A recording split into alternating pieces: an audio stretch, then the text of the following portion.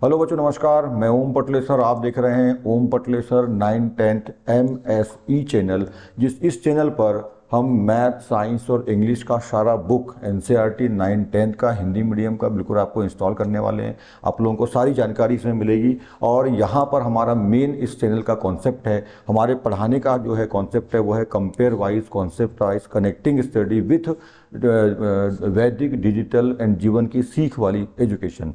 Not रटने घुटने वाला एजुकेशन, नॉट परसेंटेज वाला एजुकेशन, नॉट सरकारी नौकरी वाला एजुकेशन, बाकी समझने वाला, ज़िंदगी में कुछ नया, कुछ अलग करने वाला एजुकेशन, है ना। एक अल्टीमेट, एक ब्रांड वाला एजुकेशन हम यहाँ पे आपको देना चाहते हैं, आपको बनाना चाहते हैं, ऐसा स्टूडेंट बनाना चाहते हैं, एक ऐसा इंसान बनाना चाहते हैं जो केवल परसेंटेज, गवर्नमेंट नौकरी और रटने घुटने वाली एजुकेशन ना ले, बाकी समझने वाली, जीवन को समझने वाली और कुछ बेहतर, कुछ अलग करने का एजुकेशन, है ना। ये चीज़ आपको आपके आप में डालना चाहते हैं, ऐसा हमारा एजुकेशन है। आज हम यहाँ पे बात करने वाले हैं science NCERT, class 10 science NCERT की अपन बात करने वाले हैं यहाँ पर। इसके अंतर्गत हम यहाँ पे आप देख रहे हो कि वायवी एवं अवायवी शोषण में अंतर अपन यहाँ पे देखने वाले हैं। वायवी और अवायवी शोषण को आक्सी एवं अनाक्सी शोषण भी कहते हैं। तो ये दो नाम से आता है, तो यहाँ पे लिखा हुआ है वायवी एवं वायवी को आक्सी भी कहा जाता है और अवायवी को ही अनाक्सी भी कहा जाता है। तो आप यहाँ देख रहे हैं वायवी यानी आक्सी शोषण और अवायवी का मतलब अनाक्सी शोषण। इसमें अपन अंतर को यहाँ बहुत बेहतर तरीके से, है ना, कंपेयर वाइज तरीके से देखेंगे, जिससे कि आपके दिमाग में कॉन्सेप्ट बन जाएगा। ठीक है, और ये हमेशा के लिए आप लोगों को याद रहेगा ताउम्र।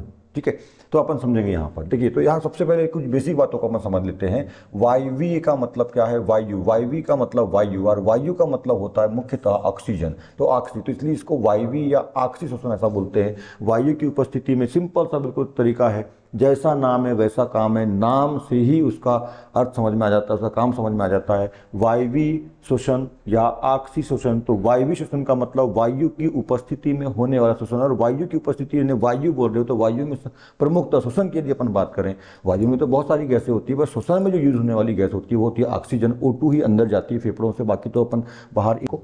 ठीक है, तो वायवी शोषण का मतलब ऑक्सीजन की उपस्थिति में होने वाला शोषण। और अवायवी शोषण, अवायवी तो आप लोगों को मालूम है वायवी में यहाँ क्या लगा है? अ प्रत्यय लगा हुआ है। अ प्रत्यय का मतलब नहीं होता है। जब मतलब अ प्रत्यय के रूप में किसी शब्द के सामने में प्रत्यय के रूप में आता है तो उसका मतलब अ से, अ का जो मतलब वो नहीं होता है। तो वायवी नहीं मतलब वायु की उपस्थिति में नहीं होगा, मतलब वायु की अनुपस्थिति में होगा। इसका मतलब अनाक्सी, तो वही आक्सी में अनाक्सी अ लगा दिया है, तो अ का मतलब नहीं से है, तो वायु की उपस्थिति नहीं रहेगी, मतलब ऑक्सीजन की उपस्थिति नहीं रहेगी। क्लियर हो गया? तो वायु की उपस्थिति में होने वाले शोषण को वायवी या आक्सी शोषण बोलते हैं, और वायु की अनुपस्थिति में होने वाले शोषण को अवायवी या अनाक्सी शोषण कहते हैं। ठीक है, तो अपन बात करेंगे इसमें। तो सबसे पहली बात यहाँ पे समझिए, सबसे पहला पॉइंट जो है ये बहुत ही महत्वपूर्ण अंतर होता है जो परीक्षाओं में आता है आप लोगों को। 10th सिलेबस की हम बात कर रहे हैं, 10th साइंस NCERT की हम यहाँ हिंदी मीडियम में इसकी बात कर रहे हैं, पर ये इसके पहले भी आप लोगों को था, 10th के पहले भी और 10th के बाद में भी कॉम्पिटिशन में भी ये रहता है। और ये कुछ GK या जनरल की चीज़ होती है, जनरल चीज़ें जो अपने को मालूम होनी चाहिए। ठीक है, ये सभी जगहों पे काम आता है, साइंस की चीज़ है। तो सबसे पहला पॉइंट, यह वायु यानी कि O2, O2 का मतलब ऑक्सीजन। ठीक है, ऑक्सीजन गैस रूप है यहाँ पर। यह वायु यानी O2 की उपस्थिति में होता है। ठीक है, वायु यानी O2 की उपस्थिति में होता है। यह वायु यानी O2 की अनुपस्थिति में होता है, अनुपस्थिति। ठीक है, मतलब वायु की उपस्थिति में नहीं होता है, पहला पॉइंट। दूसरी बात, यह कोशिका द्रव्य, यह कोशिका द्रव्य और माइटोकॉन्ड्रिया में होता है। जो वायवी शोषण है, ऑक्सी शोषण है, वो कोशिका द्रव्य, कोशिका के अंदर कोशिका द्रव्य, और उसके अंदर कोशिका द्रव्य के अंदर पाया जाता है माइटोकॉन्ड्रिया, जो अंग होता है, कोशिका अंग होता है, जिसको बिजली घर भी बोलते हैं, कोशिका का बिजली घर बोलते हैं। ठीक है, उसमें ये क्रिया होती है। कौन सी क्रिया? ऑक्सी शोषण वाली क्रिया, मतलब शोषण। ठीक है, ऑक्सीजन की उपस्थिति में जो होता है वो कहाँ पर होता है? कोशिका द्रव्य में। कोशिका यानी सेल के अंदर कोशिका द्रव्य और माइटोकॉन्ड्रिया, इन दोनों भागों में होता है, अंगों में होता है। जबकि अवायवी शोषण जो है केवल काय में होता है, कोशिका द्रव्य में होता है, माइटोकॉन्ड्रिया में अवायवी शोषण नहीं होता। शोषण दो प्रकार का होता है, वायवी, अवायवी। ठीक है, कोशिका द्रव्य जो है, कोशिका द्रव्य में वायवी भी होता है और वायवी भी होता है, पर माइटोकॉन्ड्रिया में केवल वायवी शोषण होता है, ऑक्सी शोषण होता है, अनाक्सी शोषण माइटोकॉन्ड्रिया में नहीं होता है।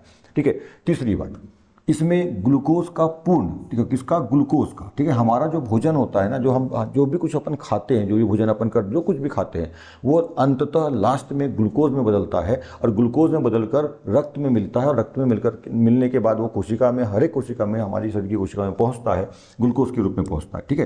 तो इसमें ग्लूकोज का पूर्ण अपचयन होता है, पूर्ण अपचयन होता है, ठीक है, पूर्ण अपचयन, अपूर्ण अपचयन नहीं होता है, ऑक्सीकरण नहीं होता है हमारे ग्लूकोज का, हमारे भोजन का पूर्ण अपचयन होता है कोशिकाओं में, ठीक है। इसमें ग्लूकोज का अपूर्ण अपचयन होता है, ठीक है, अपूर्ण अपचयन, ध्यान रखेंगे, यहाँ पे पूर्ण अपचयन होता है, इसमें अपूर्ण अपचयन होता है, एक शब्द आपको बदलना है बस, इसमें ग्लूकोज का पूर्ण अपचयन होता है, इसमें ग्लूकोज का अपूर्ण अपचयन होता है, एक शब्द आपको बदलना है बस। चौथी बात, चौथा जो पॉइंट है, इसमें CO2 यानी कार्बन डाइऑक्साइड एवं H2 यानी जल उत्पन्न होता है।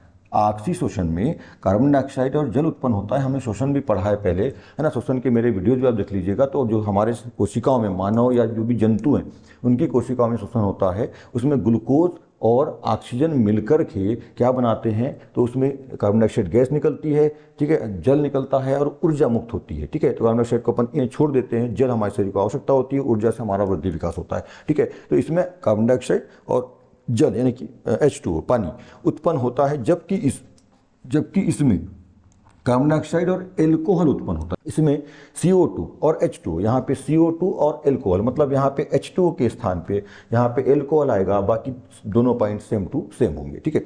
जो पांचवा पॉइंट, अंतिम पॉइंट अपन देख लेते हैं, इसमें बहुत अधिक मात्रा में ऊर्जा मुक्त होती है, ठीक है, बहुत अधिक मात्रा में, ठीक है, बहुत अधिक मात्रा में जो है ऊर्जा क्या होती है, मुक्त होती है, निकलती है, ठीक है। इसमें बहुत कम मात्रा में, बहुत कम मात्रा, ठीक है, इसमें बहुत अधिक मात्रा में और इसमें बहुत कम मात्रा में ऊर्जा जो है निकलती है, मुक्त होती है, मतलब निकलती है। इन दोनों में सबसे अच्छा, जो ज़्यादा अच्छा जो होता है ना, वो होता है वायवीय आखिरी शोषण होता है। मैं बहुत जल्दी ही इसमें शोषण, जो पौधों में शोषण होता है और जंतु में होता है, इन दोनों में एक अंतर का एक वीडियो बहुत जल्दी आपको मिल जाएगा इसमें।